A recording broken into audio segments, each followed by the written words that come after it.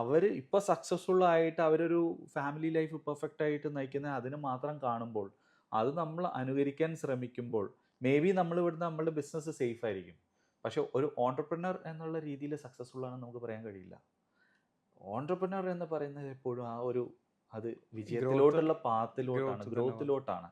അപ്പോൾ നമ്മൾ ബിസിനസ് ചെയ്യുമ്പോൾ എനിക്ക് സേഫ് ആയിട്ടൊരു ഇൻകം വേണം എന്നുള്ളതാണെന്നുണ്ടെങ്കിൽ ദാറ്റ് ഈസ് ബിസിനസ്. പക്ഷെ ഒരു ഓൺടർപ്രണർ ലെവലിൽ ചിന്തിക്കുന്ന സമയത്ത് അത് അവിടെ നിൽക്കുന്നില്ല, പഠനം അവിടെ നിൽക്കുന്നില്ല. അപ്പോൾ അത് മനസ്സിലാക്കി അതാണ് നിരന്തര പഠനങ്ങൾ, നിരന്തരമായി പുതിയ പുതിയ ആളുകളുമായി കണക്ട് ചെയ്യുന്നു. ഒരു ബിസിനസ്മാൻ അന്ന് കണക്ട് ചെയ്തിരുന്ന ആളുകളുമായിട്ടല്ല ബിസിനസ് വളരുമ്പോൾ ആളുകളുമായി കണക്ട് ചെയ്യുന്നത്. അവരെ ചുറ്റുപാടുള്ള ആളുകൾ വേറെ ആയിരിക്കും. പിന്നെ അതുപോലെ വളർന്ന സമയത്ത് നമ്മളെ ഫാമിലി ചിലപ്പോൾ ഇതുപോലെ വളരാതിരിക്കുകയും അവർ ചിലപ്പോൾ പിന്നെ ചില കാര്യങ്ങളൊക്കെ പറയുമ്പോൾ നമുക്ക് തോന്നുന്ന പോസിറ്റീവായിരിക്കില്ല, അത് ചിലപ്പോൾ പോസിറ്റീവായിരിക്കില്ല നമുക്ക്. കാരണം അവർ പറയുന്നത് വളരെ പോസിറ്റീവായിട്ടായിരിക്കും അവർ പറയുന്നുണ്ടാവുക. ഈ വലിയ പൊസിഷനിലേക്ക് എത്തുന്ന സമയത്ത് ഇതൊരു പോസിറ്റീവായിട്ട് അവർക്ക് അനുഭവപ്പെട്ടോളന്നില്ല. ഇവിടെയാണ് ബിസിനസ്മാന് ഫാമിലിയിൽ ക്രാഷ് ഉണ്ടാകുന്നത്. ഇതിനെന്താണ് ഒരു സോൾവ് ചെയ്യാനുള്ളൊരു മാർഗം എന്നാണ്?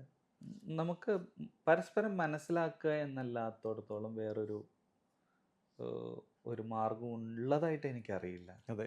അല്ലെങ്കിൽ പിന്നെ അതിന് ഒരു ബെറ്റർ രീതി ഉണ്ട്. വീട്ടിൽ നിന്ന് മാറി നിൽക്കുക.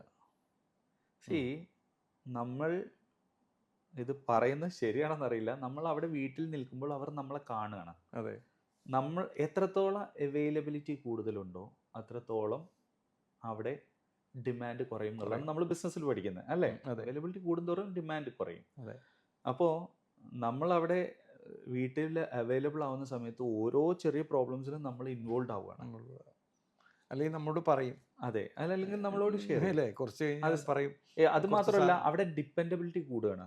അതെ. സമയം നമ്മൾ അവിടെ നിന്ന് മാറി നിൽക്കുമ്പോൾ ഇവിടെ ബിസിനസ്സിൽ ഫോക്കസ് ചെയ്യുമ്പോൾ ഇമ്പോർട്ടൻ്റ് ആയിട്ടുള്ള കാര്യങ്ങളാണ് പരസ്പരം കമ്മ്യൂണിക്കേറ്റ് ചെയ്യുന്നത്. അപ്പം ഇടയ്ക്കൊക്കെ ഫാമിലിയിൽ നിന്നൊന്ന് മാറി നിൽക്കുന്നത്, ഭാര്യയാണെങ്കിലും ഭർത്താവാണെങ്കിലും ഒന്ന് മാറി നിൽക്കുന്നത് നല്ലതാണ് എന്നേ ഞാൻ പറയുള്ളൂ. വേറെ എന്തെങ്കിലും ഇവരെ കൂടെ വളർത്തിക്കൊണ്ടുവരാൻ വേറെ എന്തെങ്കിലും മാർഗം സാധിക്കും?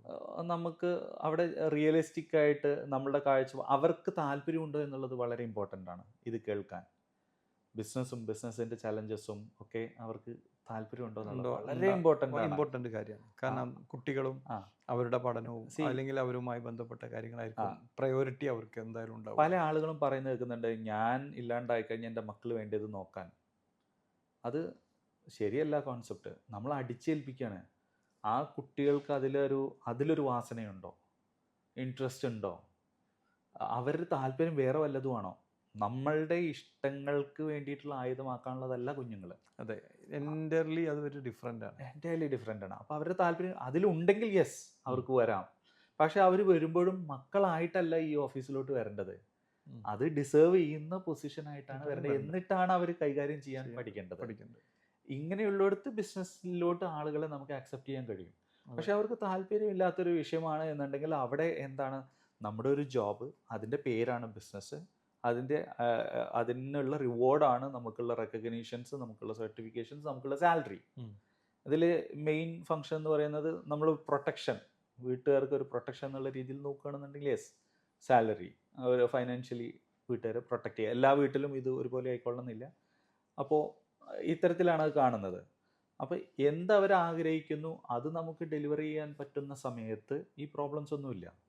അവിടെ ഫാമിലി ടൈം കൂടുതൽ ആഗ്രഹിക്കുന്ന സമയത്ത് നമ്മൾ ഇവിടെ ഒരു പ്രോബ്ലത്തിൽ ഇൻവോൾവ് ആണെങ്കിൽ ആ ഫാമിലി ടൈമിലോട്ട് നമ്മൾ പോകുന്ന സമയത്തും നമ്മൾ മൈൻഡ് ഇവിടെ ആയിരിക്കും, അവിടെ കലാപം കൂടുകയുള്ളൂ. ഞാൻ നേരത്തെ പറഞ്ഞില്ലേ, നിങ്ങൾ തുടങ്ങിയപ്പോൾ കെയർഫുൾ ആവുക, ആ പോയിന്റ് തന്നെയാണ് നമുക്ക് എപ്പോഴും ഈ ബിസിനസ് ഓണേഴ്സിനോട് പറയാനുള്ളത്. കെയർഫുൾ ആയി, അല്ലാതെ വേറെ മാർഗമൊന്നുമില്ല. എൻ്റെ മൈൻഡിൻ്റെ അകത്തുള്ളത് മുഴുവനായിട്ട് അങ്ങോട്ട് കൊടുക്കാൻ അല്ലെങ്കിൽ ഒരാൾക്കും കൊടുക്കാൻ നമുക്ക് കഴിയില്ല. കാരണം ഞാൻ എന്താണോ കൊടുക്കുന്നത് അത് എൻ്റെ ഉള്ളിലുള്ളതാണ്, അവർ സ്വീകരിക്കുന്നത് അവരെ ഉള്ളിൽ വെച്ചിട്ടാണ് സ്വീകരിക്കുന്നത്. നമ്മൾ ചിലപ്പോൾ നല്ലൊരു രീതിയിൽ സംസാരിക്കാം, ഇന്ന് കോൾ ചെയ്ത് നന്നായിട്ട് സംസാരിക്കാം. നമ്മൾ ഗൾഫിലുള്ളവരൊക്കെ ചിലപ്പോൾ സമയങ്ങൾ ഉണ്ടാക്കിയിട്ട് തുടക്കം തന്നെ ഒരു ടൂണിൽ വൈബ്രേറ്റ് ചെയ്ത് കഴിഞ്ഞാൽ പിന്നെ അത് കഴിഞ്ഞു, പിന്നെ റെയിലും വന്ന് പുറത്ത് ചാടി, പിന്നെ അങ്ങ് പോക്കാണത്. പിന്നെ കുറേ കഴിഞ്ഞിട്ട് റെയിലിലേക്ക് വീണ്ടും തിരിച്ചിടാം. ഇത് ഒരുപാട് ബിസിനസ്മാൻമാർ സഹിച്ചുകൊണ്ടിരിക്കുന്ന ഒരു വിഷയമാണ്. നമ്മൾ കെയർഫുൾ ആവുക.